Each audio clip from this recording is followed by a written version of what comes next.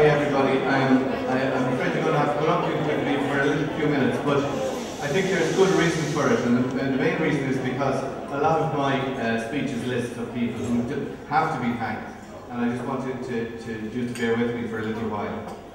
So we've dealt with the formal part of the evening, and during that time, I'm just so delighted that I kind of had the chance to say a little bit more than I could, because we had an extremely tight time line within which the President had visited. I think I was going to say it's easy to gloss over what was being achieved here, but I couldn't say that after what Emer has said. I mean, I think she's captured for all of us just exactly what Draiocht means and what we want it to be. But if you think back to the beginning and what happened, you know, one of the things that always happens with community matters is you have to get a building first. And getting a building built is difficult. But this building was for the arts, so it was much more than just a structure to serve, you know, different things to be used. Developing a circuit for the arts involves finding the right note, the resonance, the combination of product relevant for people to inspire nothing less than loyalty, and no small task is that. And by the turnout tonight, I can see we've been extraordinarily lucky to have so many people who are really loyal to Draiocht, and that's down to the work of the staff and Emer particularly. Thinking of how to capture what Draiocht has come to mean, it occurs to me that it's really a kind of a story.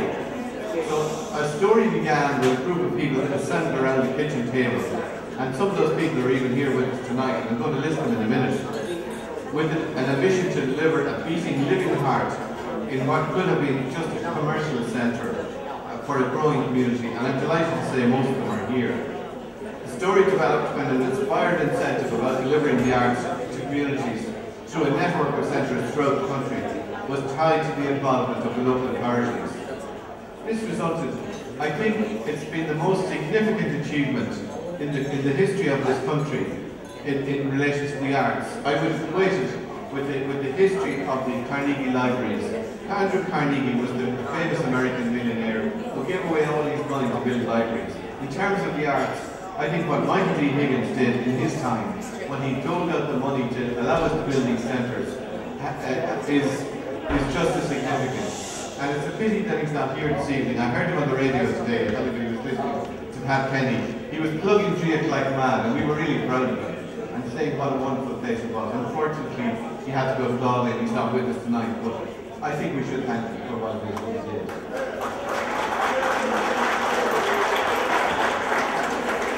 So the building was a canvas for the director and staff to develop our original vision.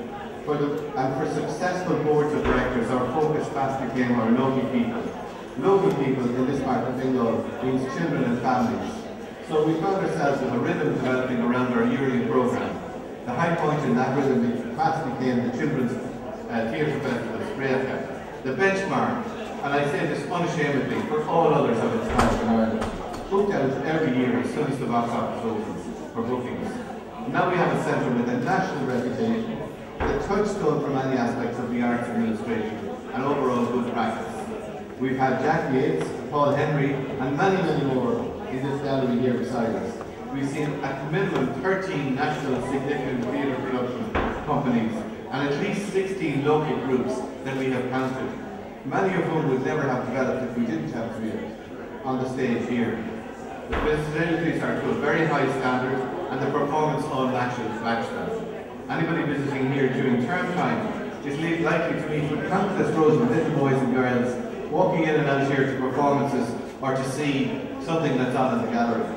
When you see them in groups like this, entranced in this special place, something serves to remind me just how important it is what we do. And I think that resonates in what Emer just said there about her own growing up. It's so fitting that Des Kenny in particular has had his retrospective here, or his new phase of work here on exhibition today. Des is really our treasure. He was here, he did our first exhibition as soon as he opened. He was our first artist in residence. Excuse me, and he really is something that we're so proud of, and we're so proud to have him on our 10th birthday as well. I think his work is going to become important when the history of contemporary art is written in Ireland. And time and again, you'll always find a brief oasis in that gallery if you're here today. Just like this very special kind of spiritual resonance that often can be given by a live performance. So I think we better go back and start thanking some people. And so the original kitchen cabinet, if I can call it that, and many of them are here. The ever unputdownable Oliver Byrne.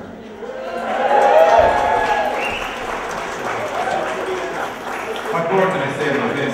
Alan Connolly, everybody knows Alan so well. Fergus Lynch, who must be on his holidays, because I haven't seen him here today, but I know he will be here. Brendan Hamilton and Stella Coffey, and of course Rory was there too, often Fingal Coffey for Ireland. And these were succeeded by a building committee phase, and at that stage we had hired Aileen Rocky, and Aileen was with us as we developed the idea itself. At that time we had our first board of directors, and Alan was the chairman. Oliver Byrne was on it, Brendan, Colin Simon who was here today, and Colin went on to become the chairman. I'm really happy to see Colin with us here today. Pat Keegan, our own finance officer, was on it, and I'm delighted that Pat is with us here today to see the fruits of his labour. Oliver Barry, unfortunately not here. Gary O'Hare, who is president of DCU. Stephen Vernon was here today. And Moya Doherty and Rory O'Byrne. And I just wanted to say maybe about Moya Doherty and what do they call themselves? Tyrone Productions. They gave the single biggest contribution that was in those early days. Something that made the difference, that actually got this centre going. So to Moya and to River, to the Riverdance group that became Tyrone Productions, we are very grateful. The development partners originally were the County Council, the European Union because of the grant, and the Department of Arts and Heritage, in the islands. The foundation sponsors were Tyrone Green Property and Twin Light Developments. I don't see Eugene here today, Eugene Harkin, but again, I should thank him. The major sponsors were Christopher Morris Squibb and Lucent Technologies, and we got to know people very well in the Prostrate Property Group and Here's Contracting as well. We had Three Tom, Lutterstown Castle, Tycho Malacroft, Renix and Yamanuchi all helped us as corporate friends. And then we had Creative Labs and Seamus O'Hara Solicitors all helped us as well at that time. I couldn't let the occasion go without thanking my predecessor, who unfortunately is not here tonight, Willie Sock, who from time to time stepped into the breach when the combination of funding and also the combination of grants just didn't quite make it. And myself and Colin, I think, particularly used to go in, have corner Willie in his office and persuade him to do the right thing. And he always did, and we're very grateful to Willie. I shouldn't also go without thanking my own staff who helped, and particularly our own architects department, with Marguerite Murphy, who succeeded me as county architect, who saw that this building was completed. So we started on our great journey in 2001, and we had to Alan, the ever-persuasive silver-tongue Alan Connolly, brought in Tony O'Donnell to help us with the kind of art side of things. And it's through Tony that we recruited many of our great staff that we have today, not least Emer. We also had Pat Moylan, who went on to greater things. I'm telling you, being part of the board of players 3 times a huge advantage, so I advertise it for your membership in the future. Joe was our first director, and we started with a bang. And Colin then took over shortly after she was in place. She subsequently took up an opera in PA Theatre, and Rory O'Byrne for a double job for a short while as arts officer and director of PA. And suddenly we found our treasure, hiding all the time here behind me, Emer emerged for the shining light that she is. So all business starts kind of experience the shock of the real after the first year. And the arts was no different when you have to take stock, evaluate and refocus. And within a year the results were evident. Through Emer's analysis, her hard work, her focused programs, they had a resonance with our audience, and we suddenly began to see that our audience started building loyalty. Sprague developed, and the success accumulated in our 5th anniversary celebrations that all of you may remember that year in the tent and party sites.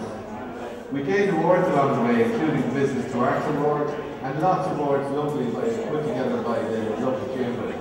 Draiocht launched the Beach Cafe here, and a Christmas drinks party in December 2008. It's hard to believe that it's that long since it was established. And this coincided with our redevelopment of the venue, improving facilities backstage, and freshening up our seating and doing all those kind of things.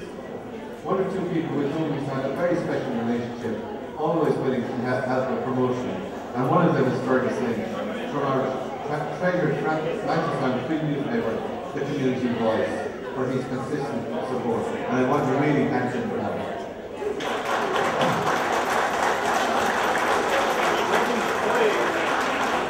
I have to say, it's great to see the formidable combination of himself and Alan Connolly joining up behind Phoenix FM, and who are broadcasting this event here this evening. And I'm sure I join with all of you in wishing every success to this great initiative with its extended broadcasting hours about to happen. It's going to be a force in local radio, the same way as theatre is an absolute force in the arts. And I wish them every success.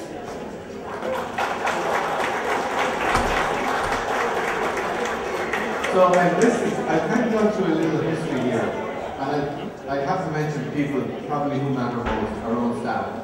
Teresa McCabe has been absolutely wonderful as a manager and a general manager.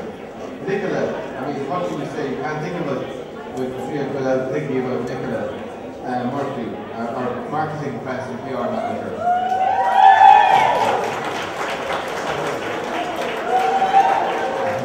Kayla McNamara, our customer manager, Sarah Byrne, children and youth officer, Ian Bryan, visual arts administrator, Eamon Fox, production manager, the man who never stops working.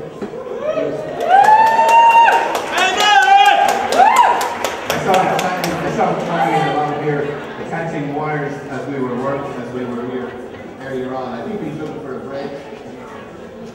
Richard Lambert, technical stage manager. And by the way, you would not believe how the reputation that those guys have. Emer and I saw a wonderful email from a person who uses this venue regularly, and he was saying that he positively looks forward to having to put on an event here, because not alone does he anticipate what it is he has to do, he gets a phone call from Eamon asking him how can he help. Now that's the kind of ethos that we want to foster. That's how we get the great productions that we do, is because of the work of those people behind the scenes that we're never seen.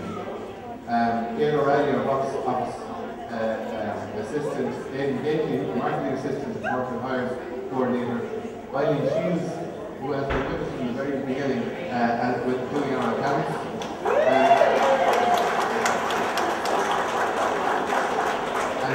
And Antonina Skeldaline, our housekeeping.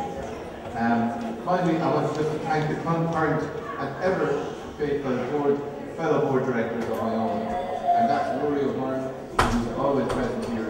Joe Pitcher, who must be on holidays since Stephen Byrne. I really are very, very pleased and proud to have Peggy Hammond on the board with us. She has performed a fantastically good job, and as her predecessors from the council, we're very proud to have them on with us. Councillor Hammond and Anya, of course, Anya Nicolai from the West Scholars from the road. So all I can say in conclusion is thank you so much, everybody, for coming out. Thank you for putting up with me. I had to make sure that all those people were thanked. And I just wanted to keep on joining us in our celebration and to look forward to the next 10 years. Thank you very much.